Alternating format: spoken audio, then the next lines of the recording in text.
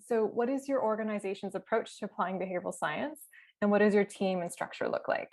Well, first of all, thank you for asking us to come, because as you know, those we run these kind of offices are kind of amphibious characters that try to swim in the dark waters of politics, bureaucracy, and we have an academic background.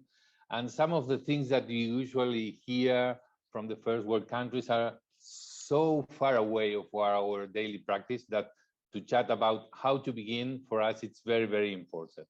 So to begin with, as you told, our office has only 1 year old. It was created on July the 20th of last year. And since the beginning, what we try to do is to go by the book. We see the academic literature, for example, the most notorious Inside the Nuts unit, Harper's book.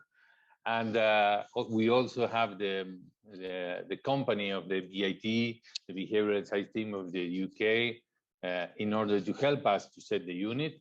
And we try to gain momentum from the beginning, following Harper's advices. For example, we are embedded in the office of the president. He came personally to our inauguration in the first term, and that was, as you know, as bureaucracy, it's quite vertical. If you have the president there, it seems that something important is going to happen. So that was a great thing. The other thing, we have a kind of champion minister that he has a lot of experience in the international institutions working with behavioral insights, so he quite managed the matter. And on the other hand, we are a federal government, we are in the central structure of the office of the president, and we try to get in contact with all levels of government, with ministers at the minister and second tier bureaucracy at the federal level, but also provinces and municipalities. And the thing is, as you know, Latin American countries are not really known for having a solid and stable institutional structures. And on top of that, there's a political pervasive divide everywhere, not only in Argentina.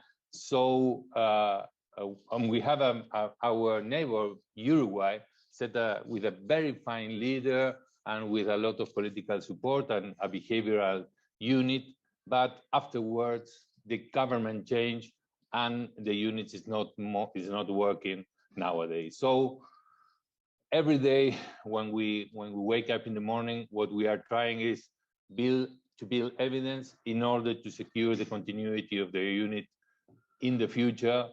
We are still trying to go by the book and to do all of what the academic literature suggests to do in these stages. But the question is, will it suffice? We will try to find it later, Mary, when our encounter continues.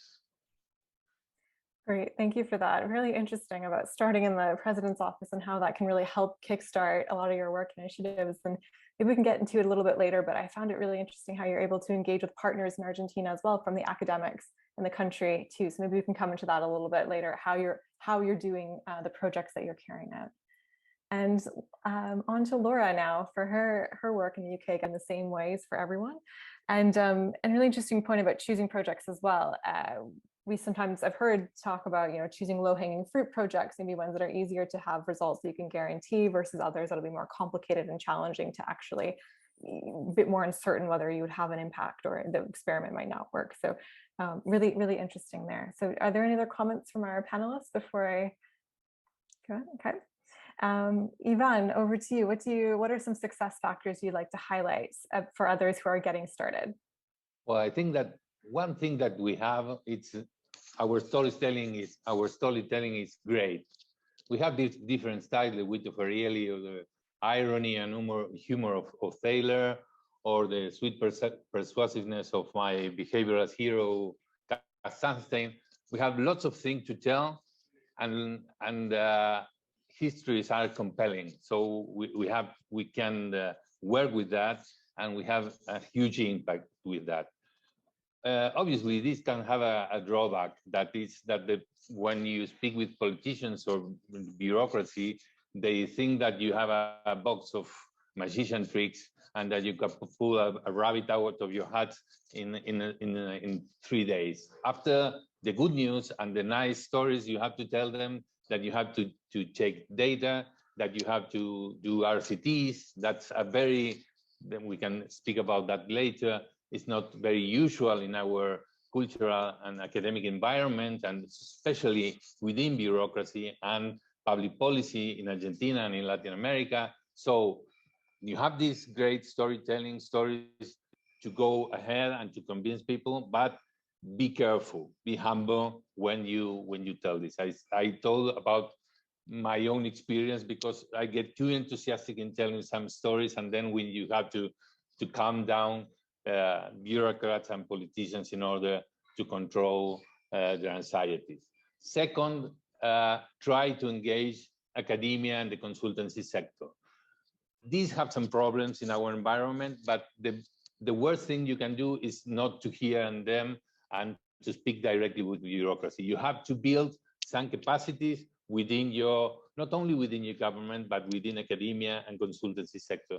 We run an experiment here. We make a contest where we awarded to 10 universities that work with cities or ministries in order to work with us. It's not the traditional the traditional loan where you expect for the results. We are hands-on the projects. We are advising them. We are helping them in order to build the custom of work with our behavioral tools. And what the third thing is what Laura says or told us about the British government. We didn't expect that in a first stage we were going to find some partners where with whom we can build some units or small units to work with us in other fields. For example, in Córdoba, it's a province that is 100 kilometers from Buenos Aires. We are working with some people that's fighting with addiction in that province. On the other hand, we have a very good rapport with a health unit in the Ministry of Health, because they are accustomed of working with RCTs.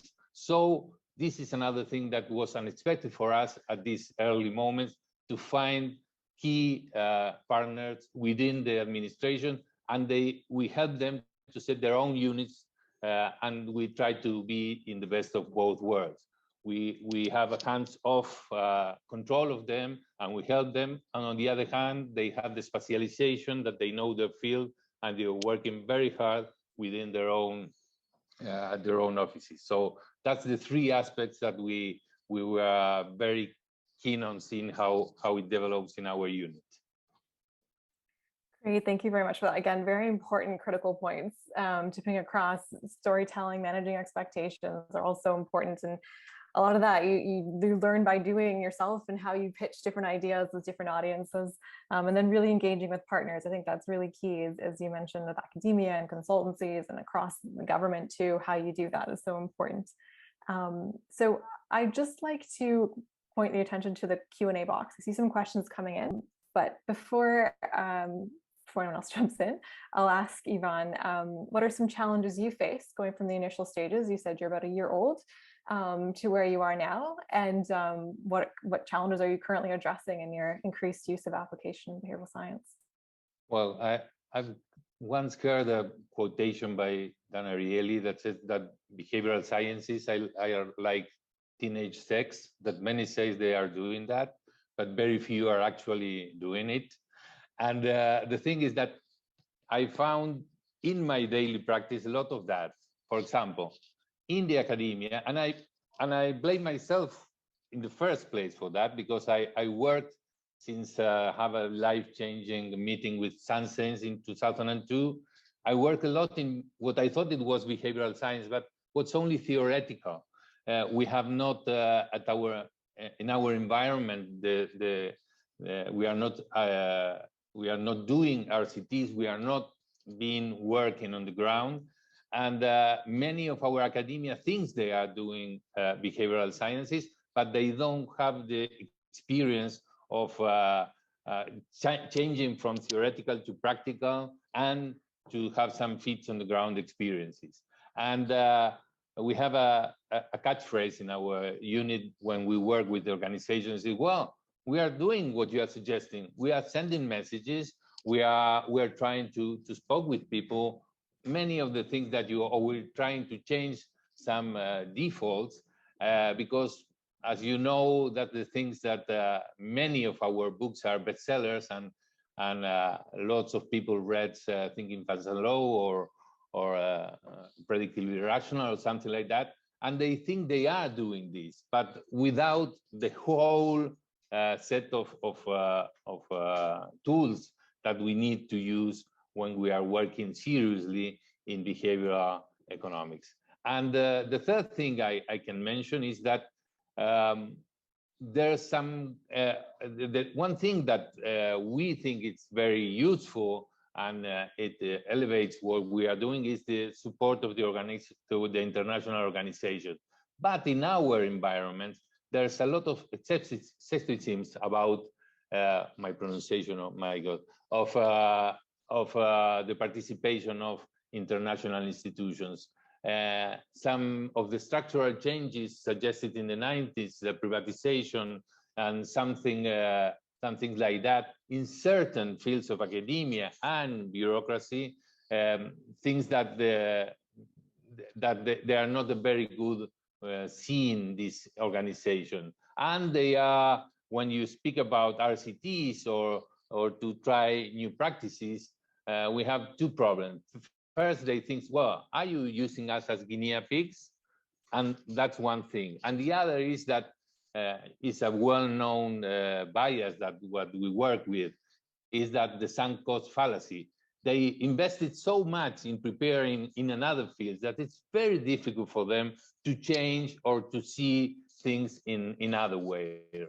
So trying to be humble, trying to collect evidence in order to convince them and try to find the key partners in every organization is the main defiance that we have when we are working within the bureaucracy and the academia. It's not an easy task, but we are having very good results in some of them and some drawbacks also, but that's life. Great, thank you for that. Lots of interesting insights, especially your comments about just people understanding what behavioral science is and isn't. It's fun to talk about here, and sometimes and to communicate that can be challenging. And I think you keep coming back to this notion of being humble or humility, which is this core value in a lot of behavioral science work. So yeah, being humble and having humility about how you talk about it is core as well. So thank you for that. Excuse me, Mary. Yeah. One thing that we always try to convince our partners that we have not the solution. I always speak about the Katie Milkman's experiment about vaccines, that they run 30 or 40 messages and they made the same mistake as the lay people in order to see how they will work better.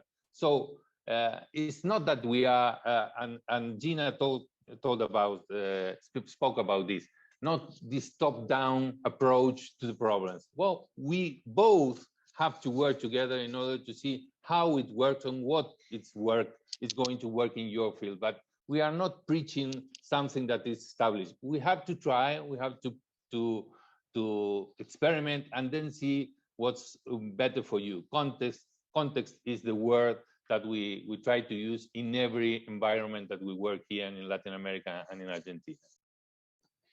Sorry for interrupting. No, very helpful, very, very helpful to say how to bring everyone along with us. You know, this, as we've spoken about the wide variety of methods we're using and the context is so important. We need to bring people with us. It's not a one, there's a reason why many behavioral science teams are not just one skill set. When people ask, what is a behavioral scientist? Their skills range and backgrounds range in teams. So very interesting and helpful point there as well.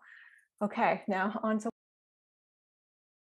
I go to it frequently to find various examples of behavioral science across the UN. So thank you for that, Gina. Very helpful. And next question maybe I'll combine a few for Iván, if that's all right. So we have some questions from students who are interested in particularly opportunities in the Global South.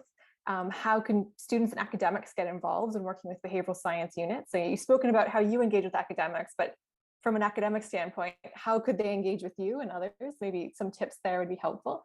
And also when it comes to areas where, maybe we spoke about the spectrum of behavioral science background. So qualitative, quantitative, law, PhDs, medical degrees, right? Everyone's in what advice might you have for people who don't have a psychology or a traditional background? Any advice you might have, particularly given your background as a lawyer too, so how you came into this field? So a bit of a winded question there, but hopefully that you can comment on something there. Well, I'm old enough not to have, when I studied, the spectacular curriculum that you have now, that you have specific master degree and formation in behavioral sciences. I came from, that's why I spoke so keenly about Kazansen, because he's also an administrative lawyer. We work in regulation, and when we begin to challenge the rational aspect of regulation and the rational models that was embedded from economics into law, well, that's the way that we change that. But as Laura points out, the marvelous thing about behavioral science is that you have to have lots of inputs. So in our unit, I'm the only lawyer, but we have lots of, not lots because we are a very small unit, but we are trying to get inputs from psychology, and we're trying to find good quantitative analysts, and we have to work together with all of that. And let me jump with one of the Q&A that was in our chat, is that they asked who were the most reluctant to work with you, and which are good partners. Well, we found, as I told you, a very good partners within the health sector. Perhaps because they are under siege because of COVID, but I think that the main thing is that they are used to make RCTs. And the other thing is that they also try, we have some problems when they have this investment in studying and working all their lives in certain fields, and to change the way to see things, it's very, very difficult. So if I had to point out a sector, the health sector is a very good partner, and the other, you have to go with prudence and humility in order not to offend them. Yes, very good point. I think there were lots of lessons learned from COVID working in behavioral science about there's public health expertise, there's behavioral science expertise, and it's bringing it all to the table. Very, very interesting, helpful points there. Thank you very much for that. And there's a great job of succinctly conveying that. So thank you for that, Laura. And it looks like we've gone over time. So unfortunately, we have to close it out for today. But thank you very much to our panel for joining us and their spectrum of experiences ranging from the UN to outside, and many, many years of working in this area amongst all of you. So thank you for sharing your expertise with us today. Before I close it out, is there anything that the panelists would like to share with the audience before we leave? If not, that's fine as well. Okay. Well, for all the audience to feel free to contact our unit, because we need to think together on how we can continue working with behavioral sciences, and how to let the unit survive next governments and the political divide that it's affecting everywhere, and to try to put behavioral science out of this divide. Great. Thanks for that. Another comment about working together, which is what we're aiming to do in these webinars. Anything from Laura and Gina? That's fine as well.